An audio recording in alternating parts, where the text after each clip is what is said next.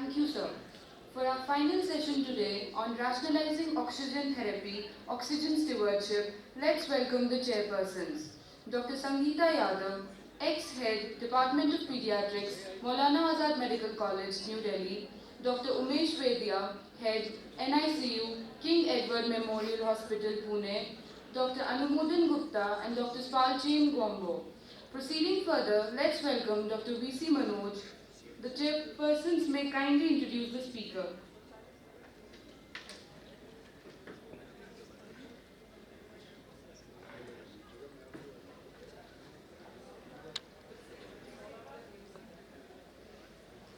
Our chairpersons for this session are Dr. Sangeeta Yadav, ex-head, Department of Pediatrics, Maulana Azad Medical College, New Delhi. Dr. Umesh Vedya, head, NICU, King Edward Memorial Hospital, Pune. Dr. Anumodan Gupta and Dr. Spalchin Gombo.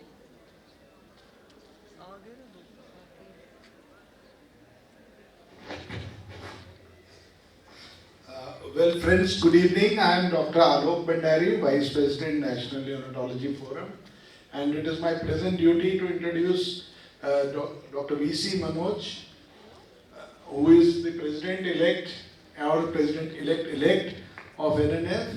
He will be taking over as President NNF in 2025, and he comes from, he's heading Department of Neonatology at Jubilee Mission Medical College, Thrissur, Kerala. He's a man known for conferences and a legend in the name of neonatology all over. I think this much is enough because we are getting late. Organizers have told me we have to vacate the stage by 6 o'clock, so I will not eat into your time, and I welcome Dr. Sanjay Wazir to be I never left a chance. I seized on the chance. Umesh was not here to be the chairperson with Manoj. Thank you, Manoj. Please carry on.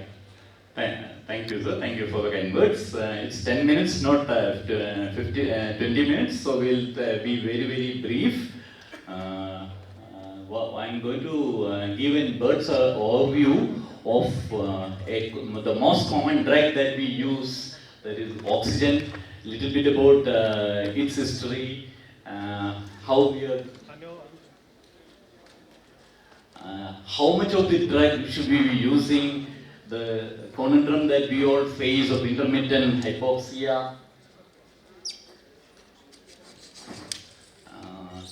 a little bit about the recent advances on the automation of oxygenation, and of course the oxygen stewardship.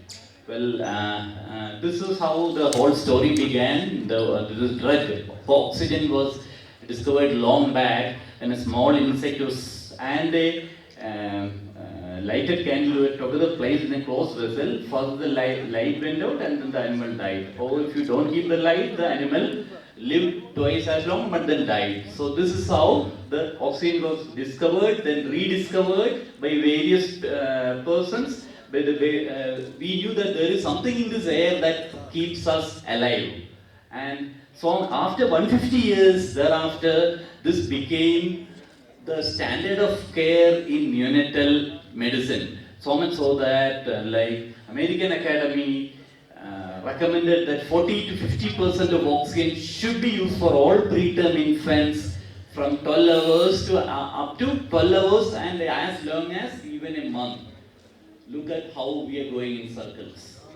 And of course, predictably, what followed thereafter in the 50s was the outbreak of blindness in these preterm infants. If you look at the history of oxygen, 60s, we learned the lesson that oxygen is not that good, so then we started restricting oxygen, and then we started seeing more and more babies dying, and then more and more babies landing up with neurodevelopmental sequelae. So 60s was the time when modern neonatology was born also. So with that, now we started thinking of looking at what is the problem. So now, how much oxygen we don't ask, how do we monitor oxygen? So the oxygen monitoring concept began from that time.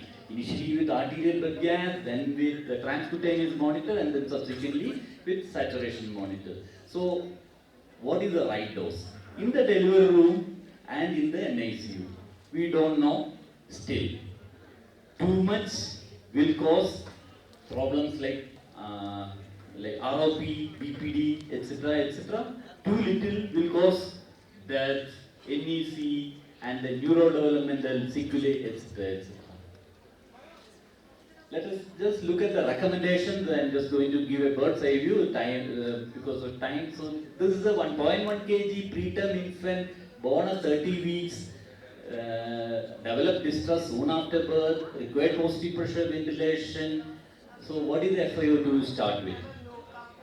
Well, to understand this, we should know the goals of restoration are restoration of systemic and cerebral blood flow, but at the same time, we do not want to produce excess of reactive oxygen species. So, more or less is a confusion. So, the basic principle is that when the systemic circulation is collapsed, well, 100% oxygen restores the systemic and cerebral circulation flow more quickly, and if it is not collapsed, air is good enough. We have now various nomograms that depict the same. What about the NICU?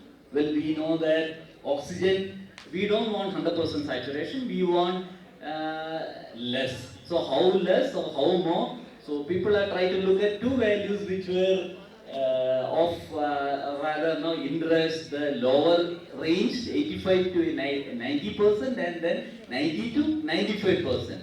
And to summarize, we have the NeoProm study, all of you are aware of, 10-year, one of the best prospective plan, meta-analysis of 5,000 babies in 5 RCTs, and then the summary is that probably the higher values are better values. The same baby which I talked about, initially stabilized but subsequently started having desaturations and then stabilizing.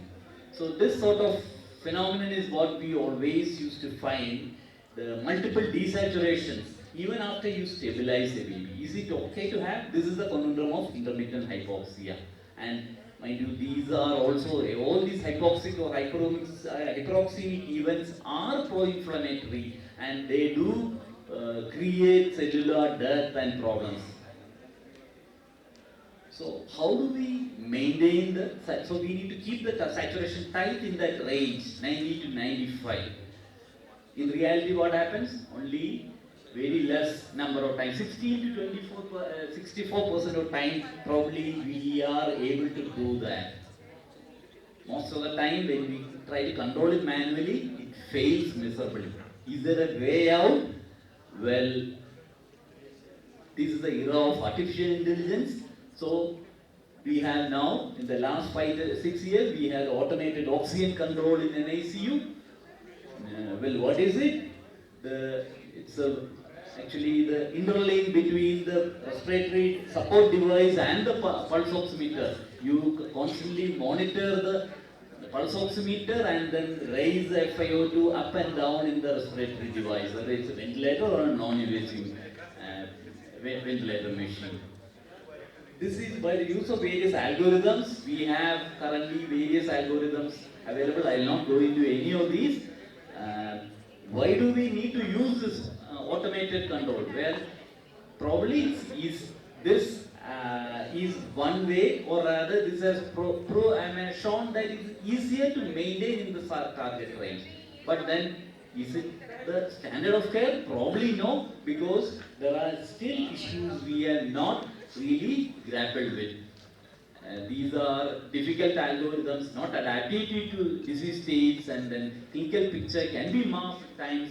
And nursing, usually, when they see the saturation is okay, you tend to relax, and this is where another issue comes up.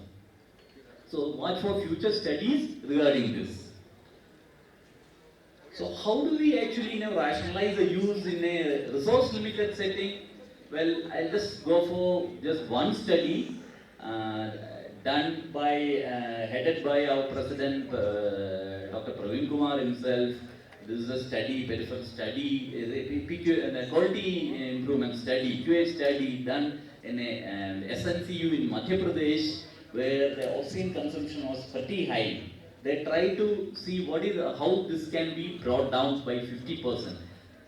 So the methodology was to adopt two methods. One was to have an oxygen policy, and the second one was to actually look at whether like you can use something other than the usual method. The oxygen hood that is used can be used, and then they were able to reduce oxygen consumption substantially by these two methods.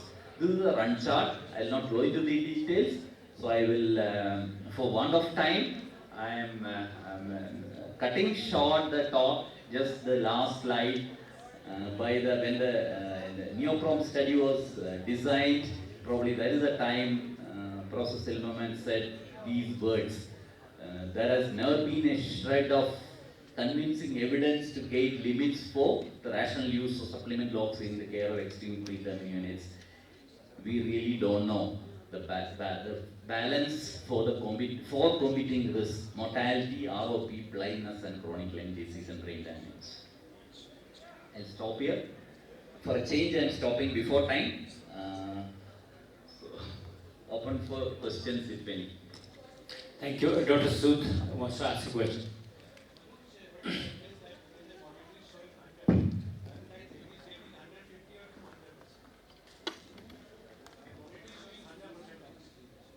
You are not supposed to keep the monitor 100%. That I know. But most of the time it is done. You go to any NICU, the residents are not busy, right? It will show the 100. What is the evidence it is at 150 or 200 or? It could be 760 It can also. be any high. So that is why. So what is your question? I do not understand your question. It is not. Manoj, the question is asking if the SpO2 is showing 100. So what is the PaO2 which could? PaO2 can be anything very, very high. It could be 700 also. Yeah. Like, so nobody knows that. So there is a need to do one study also in this area. Like we are doing this quality, and that should be an eye opener for the generation to come. That where to be not to misuse the oxygen. That's actually like Dr. Praveen has did as one of the quality initiatives could be done in because I'm not talking about medical college. If you go to any SNCU, like in the study from the Madhya Pradesh, you go to any SNCU, people are not careful that it is at 100 or it is at 90. That is why we have the targets of not, if you are using oxygen, the saturation should not go up above 95. Why? This target is there when I was junior resident. I know this target is there when I was junior resident, but most of the time I am sharing this we had observed in number of SNCUs. I am talking about SNCUs. Here you have those staff which are outsourced, which hardly have any exposure to what are the disadvantages with hyperoxia. That's my point. But the answer to that question is that, sir, we will need to do a quality improvement in that area. So one of the ways is that if you are consuming, say, 20 cylinders in a month, so can we reduce it by 20%? And what are the things that we can do? So, that's what we say. Manoj, I have a question. You said, obviously RP is, higher, but there is the other side that is death and NEC, which is gone case kind of a thing. Why not be always on the higher side, and especially if it comes to, we never said ROP which is blinding, is any ROP. So what is your unit policy to do, when it comes to first week of life and second week of life, maintaining a saturation target? The saturation target, you mean to say? Yeah. So this is again another question where the trade-off comes. And it is just to give us, if you want to take one target, this is the target. But this is not the target. The message has to be that this should not be the target for all age groups. As the baby matures, the target is going to be different. If the gestation is different, the target is going to be different. So, if you want to, the problem will be like most of the time these babies, if they are on air, fine. If they are not in air, by then these are sick babies. There, the disease process itself will also affect the same. Absolutely. In the first week where the risk of death is higher, you probably would take a higher when third or fourth week when the ROP risk is higher and the risk of death is less, then you will It's not like the third week the ROP develops. ROP It's developing, huh? Yeah. Second week onwards, you So probably can take the it. seeds have been sown in much earlier, so it doesn't really, like one week you keep low, so that week ROP doesn't come, it doesn't happen like that. But for clinic, that's the question. For the nurse, what do you tell her? So you need to give her a clear answer. So you need to have the targets. Now maybe after the first week you can lower the target a little bit, and then if you want to keep, but then this is not going to be the. It depends on what sort of babies you are taking care of. Otherwise, the wrong message will go. You can keep a target, say 90 to 92, 90 to 93, like that. So it was a very, very nice, enlightening interaction regarding oxygen, a basic thing, but very difficult thing many times. And thank you, Manoj, for taking us through the journey of oxygen and oxygenated the environment here in the land of oxygen, which is paradise on earth. So no dearth of oxygen here from the nature. And Dr. suits are up. Okay. So that's all. Final talk for the first day. Great, sir, great. Thank you.